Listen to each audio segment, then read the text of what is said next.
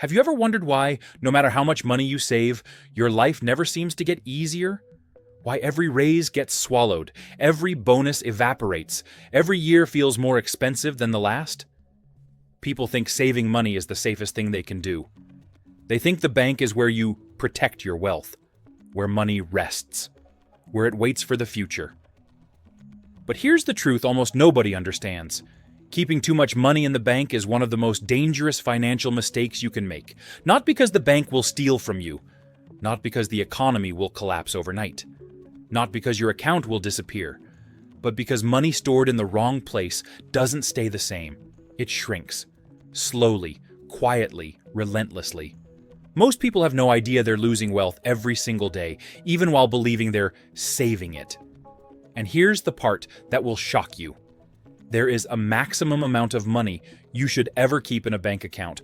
Go over that number, and you're guaranteed to fall behind financially. Guaranteed. The wealthy know this. Investors know this. People who escape the rat race know this. But everyday people, they're never told the number, never taught the rule, never shown the danger. Today, that ends. Because you're about to learn the exact amount of money you should keep in your bank and why anything more than that destroys your financial future. Let's begin. The average person believes the bank is a vault, a safe, a fortress. But in reality, it's a sieve, a container full of invisible holes slowly draining your wealth, drop by drop. And those holes have names: inflation, fees, opportunity cost, currency decline, low interest rates, rising living costs, delayed investment growth, 1,000 small leaks, none big enough to panic, but all big enough to damage you long term. Most people don't feel the leak day to day. They feel it decade to decade. This is why millions of people look back at their lives and say, "I was always saving. Why do I have nothing to show for it?" Because saving isn't the problem. Where you save is. The three truths no one tells you about your bank.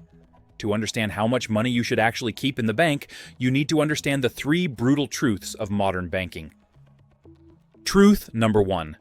Your money is losing value every single day.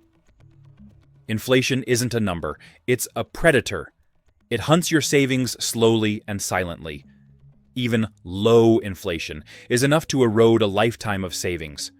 If inflation is 4%, your money loses half its value in 18 years.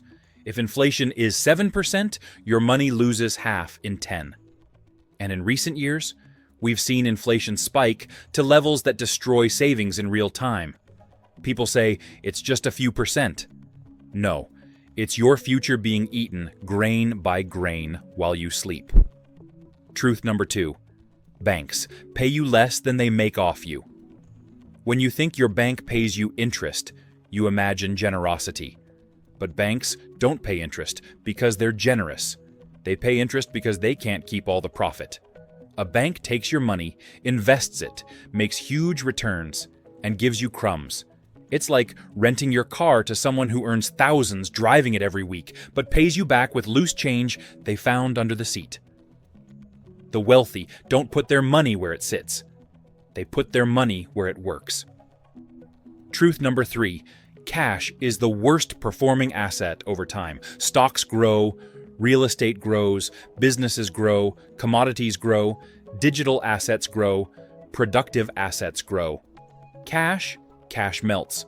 Holding too much cash makes you feel safe, but it guarantees you'll be poorer in the future. Every financial success story shares a pattern. People escape the middle class once they stop hoarding cash and start building assets. But before you can build assets, you need to know the magic number. The number you should never exceed. You should never keep more than 3 to 6 months of living expenses in your bank account. That's it. Not a year, not 2 years, not whatever's left. Just enough to protect you from emergencies. Not enough to let your wealth die in storage. Why 3 to 6 months? Because cash has only one purpose: protection. Beyond that, it becomes poison. The moment you cross that threshold, you stop protecting money and start suffocating it. Here's the breakdown. Less than 3 months, you're vulnerable. One crisis can destroy you. More than 6 months? Your money is now melting instead of multiplying. The wealthy never store wealth in banks. They store security in banks. There's a difference. The 3 buckets of money you must have. Once you know your bank limit, you need the 3 buckets that protect you and grow you. Bucket number 1, emergency, 3 to 6 months. This stays in the bank. This is your shield. Bucket number 2, investments. This is where wealth is built. This is your engine. Bucket number 3, cash flow or growth capital. For businesses, opportunities, side projects, risks, and scaling. This is your acceleration. Most people have only one bucket, their checking account. That's why they never escape stagnation. You are not most people. You're about to learn how each bucket works and how the wealthy use this system to grow faster than everyone else around them. But before we get there, you need to understand the psychology behind why people hoard cash and why it destroys their future. That's where part 2 begins. Now that you know the maximum amount you should keep in your bank, 3 to 6 months of living expenses, we need to go deeper. Because the real danger isn't the number. It's the psychology behind why people keep far more than that. Most people don't hoard cash because they're careful. They hoard cash because they're scared. Scared of losing it, scared of investing it, scared of making a mistake, scared of the unknown. Fear turns your bank account into a prison without bars. But here's the part nobody tells you. Fear is the most expensive emotion in personal finance because it stops you from doing the things that build wealth. Let's break down the psychological traps that keep people broke, even when they're saving. The psychology of the savings trap. Most people cling to cash for 3 reasons. Trap number 1, I feel safe when I see a big number. People treat their bank balance like a security blanket. They think, if I have a lot of cash, nothing bad can happen to me. But here's the problem. Feeling safe and being safe are not the same thing. Cash creates the illusion of security, but destroys long-term security. It's emotional protection, not financial protection. True financial security comes from income streams, assets, diversification, investments, cash flow, skills, buffers, ownership, not from a number on a screen that shrinks every day. Trap number 2. What if I lose money by investing? People ask, what if I invest and lose? A better question is, what if you don't invest and lose everything to inflation instead? Losing money in the market happens. Losing money to the erosion of cash is guaranteed. You can recover from an investment mistake. You cannot recover from a decade of missed compounding. Hoarding cash is the slowest and quietest way to destroy your future. Trap number 3. I need to wait until I have more money before I invest. No, you don't. You need to invest so you have more money. Investing isn't the end of the journey, it's the beginning. The wealthy don't invest because they're rich. They're rich because they invest. Waiting doesn't reduce your risk, it increases it. Every year you wait, you lose a year of compounding and a year of protection. Eventually, waiting becomes a prison. So, if the bank isn't where you store wealth, where do you put it? This is the part nobody teaches in school. There are only 4 places money can live. 1. Protection, bank, 3 to 6 months. 2. Growth, investments. 3. Cash flow, businesses or income assets. 4. Optionality, opportunity capital. Let's break each one down. Bucket number 1. Protection, the bank. We already covered this. 3 to 6 months of expenses. This protects you from emergencies without destroying your future. Nothing more, nothing less. Bucket number 2. Growth, investments. This is where wealth is built. Growth includes index funds, stocks, real estate, commodities, digital assets, bonds, REITs, ETFs, metals, private equity, venture investing. Anything that compounds, appreciates, or multiplies. Your money doesn't grow in a bank, it grows when you plant it. Cash sitting in a bank is like seeds sitting in a drawer. They will never turn into a forest. But money put into growth becomes the tree, the orchard, and eventually, the forest. Bucket number 3, cash flow. the engine of freedom. This bucket is the one most people ignore.